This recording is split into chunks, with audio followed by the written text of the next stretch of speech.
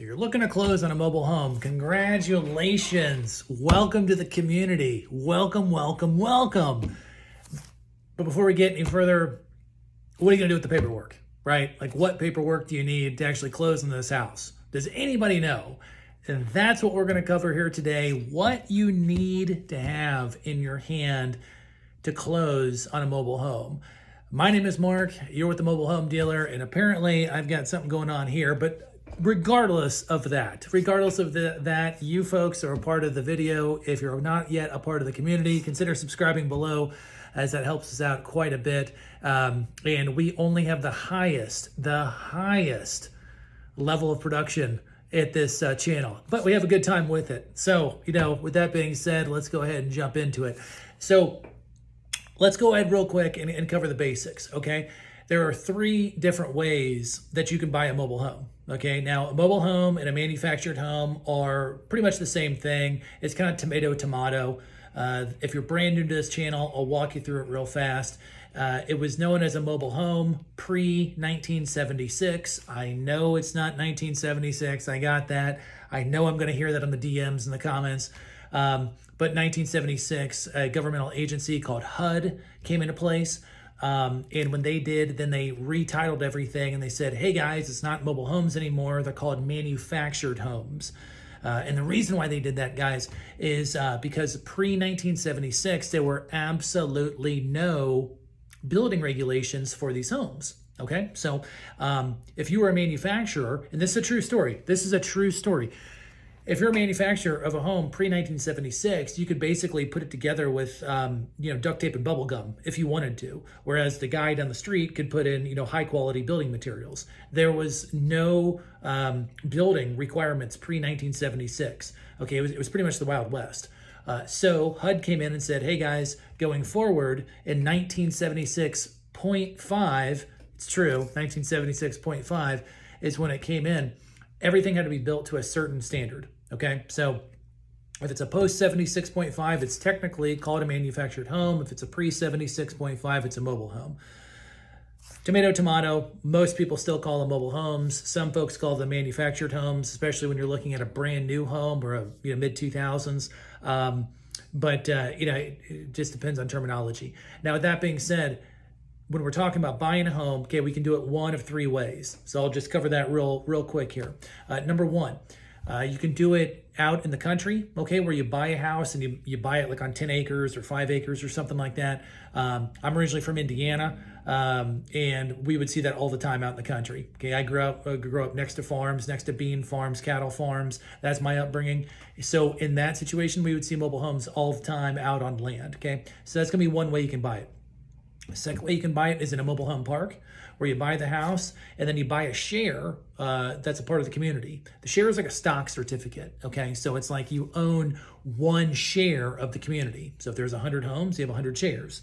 Now be careful with that, guys. We've talked about this in other videos. When you buy that type of a deal, you're actually doing two transactions, one for the share and one for the home, okay? Very rarely do they put them together.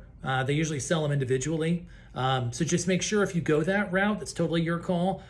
We have other videos, like I said, on this channel about that. Just make sure you know what you're buying, okay? Because a lot of folks, they just have no idea what they're buying. And it kills me because it totally kills their excitement when they find out kind of what they're buying with that stuff. But, just know what you're buying. Third one, and the most common one that you're going to see across the country, is where you buy the house and you pay a lot rent each month, okay? It's going to be a payment each month made to the park.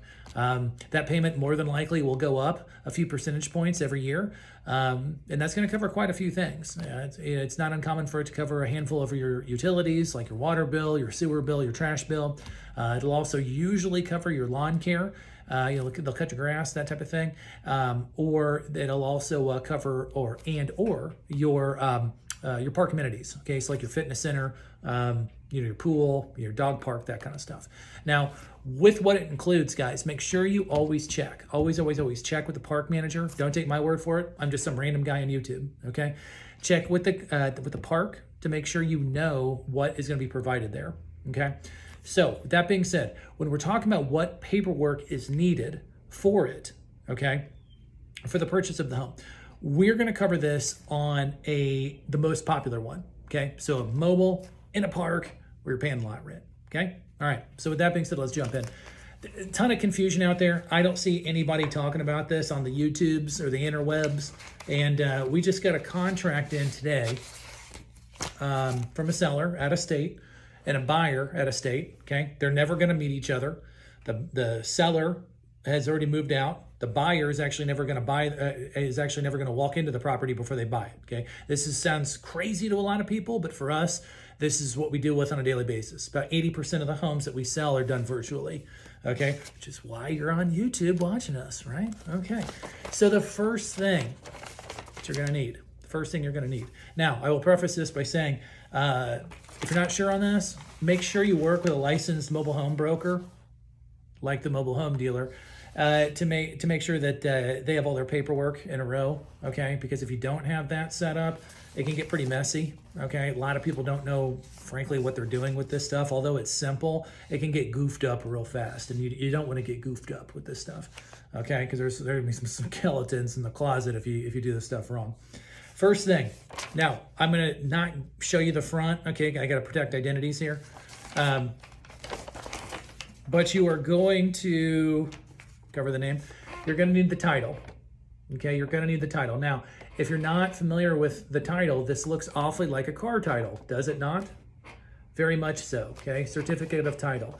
You're going to need to have the title from the seller. Okay, now, this isn't the seller's name. I'm covering it to protect identities, obviously.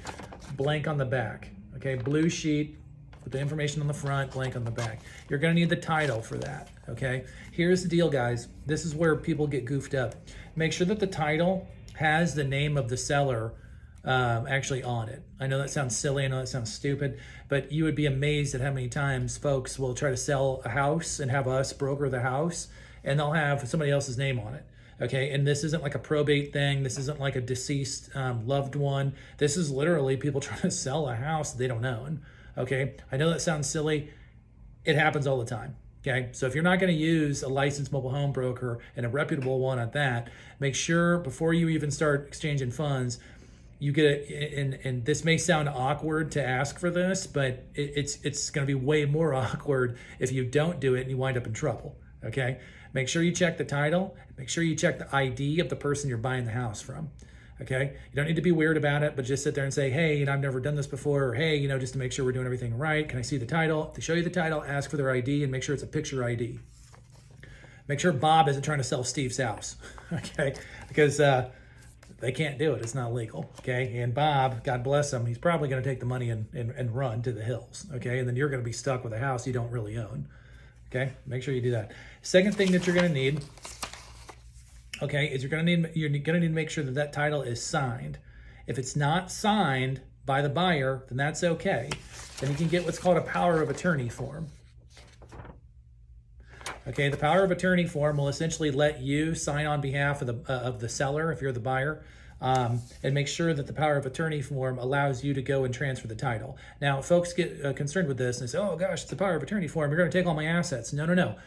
Before I answer that, I will say I'm not an attorney at all. Okay, again, just some random guy on YouTube. But what we do is we have what's called a limited power of attorney here. Okay, so there's this guy's name, and then we're marking it that it is just a mobile home. Okay, so this power of attorney is only used for one transaction, and that's a transaction to take the name, take the mobile home out of the seller and into the buyer's name. It's not to gain access to their bank accounts or something silly like that. Okay, so that's the second thing. The third thing that you're going to need is a purchase agreement. Okay, now you can call it a purchase agreement, you can call it a bill of sale, it's kind of however you want to do it. Okay, what we do with our firm is we do a purchase agreement, and some park managers will insist on a bill of sale, just because that's the terminology they're used to using. That's fine.